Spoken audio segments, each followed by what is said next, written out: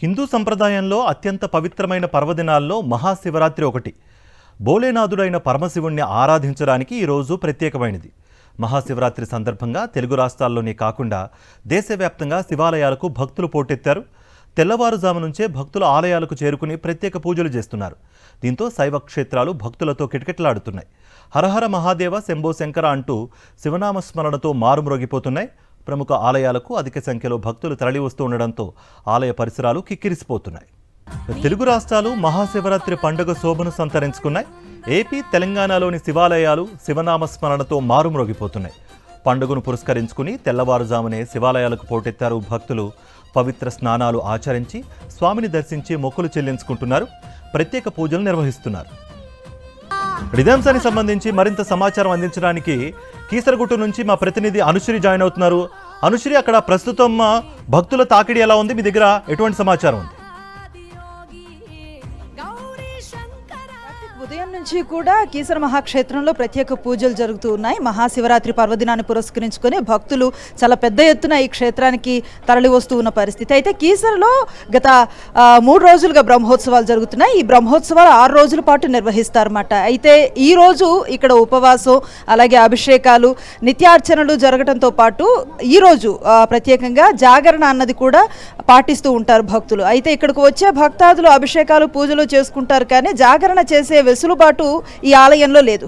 అయితే ఈ టెంపుల్కి సంబంధించి మనం అటువైపు చూడొచ్చు. ఇక్కడ అభిషేకాలు చేస్తున్న భక్తులతో పాటు ఈ కొండను ఆనుకొని మరో గుట్ట ఉంది. అక్కడ కొంతమంది టెంట్లు ఏర్పాటు చేసుకొని అక్కడ ఉంటున్న పరిస్థితి చూస్తున్నాం. గత 3 రోజుల నుంచి కూడా వారు అక్కడ ఉంటున్నారు. రాత్రి జాగరణ కోసం కూడా అక్కడ సాంస్కృతిక కార్యక్రమాలను ఏర్పాటు చేశారు. అంటే భజనలు, అలాగే కీర్తనలు, కూచిపూడి లాంటి కళారీతులు కూడా ప్రదర్శించి రాత్రి అంతా జాగరణతో ఉంటారు, శివనామస్మరణతో ఉంటారు. రేపు మళ్ళీ ఉదయాన్నే పూజలతోటి వీళ్ళంతా ఆలయానికి వచ్చి వారి ఉపవాసాన్ని విరమించే పరిస్థితి మాట. అయితే వచ్చే భక్తులకి సజావుగా దర్శనాన్ని ఏర్పాటు చేయడానికి అధికారులు అన్ని ఏర్పాట్లు తీసుకున్నారు.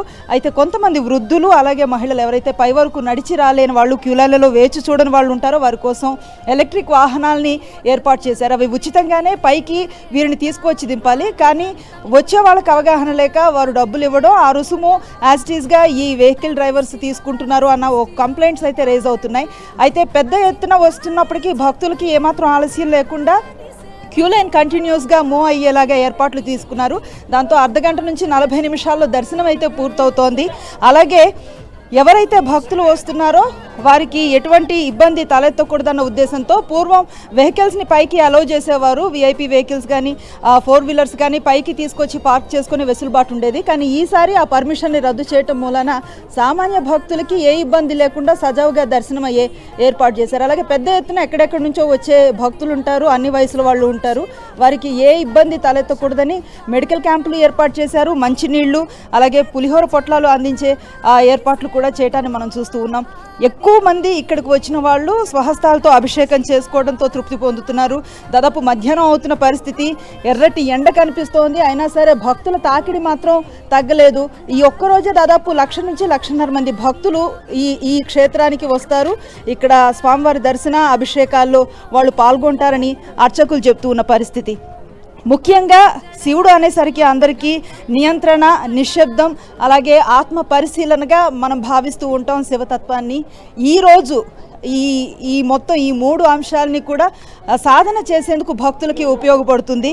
అంచేతనే వీరు ఉపవాసం చేసి, అలాగే స్వామి నామస్మరణతో తమని తాము తెలుసుకునే ప్రయత్నం, దైవానికి దగ్గరయ్యి తమలో అంతర్లీనంగా ఉన్న శక్తిని కొంచెం యాక్టివేట్ చేసుకోవడానికి ఈ శివరాత్రిని వారు చాలా దగ్గరగా భావిస్తూ ఉంటారు. మనం చూడొచ్చు, మనకు చాలామంది వస్తున్నారు, అభిషేకాలు వాటిలో పార్టిసిపేట్ చేస్తున్నారు. కొండంతా కూడా 108 శివలింగాలు మనకు అందుబాటులో ఉంటాయి. మీరు ఏ పక్కన చూసినా కూడా భక్తాదులు విరివిగా ఈ అభిషేకాల్లో పాల్గొంటాన్ని చూడొచ్చు. అన్ని వయసుల వారు కూడా ఈరోజు స్వామివారి దర్శనానికి, అలాగే ఈ క్షేత్ర దర్శనానికి తరలి వస్తున్న పరిస్థితి అయితే మనకు కనిపిస్తోంది. Karthik. Right Anusri, thank you.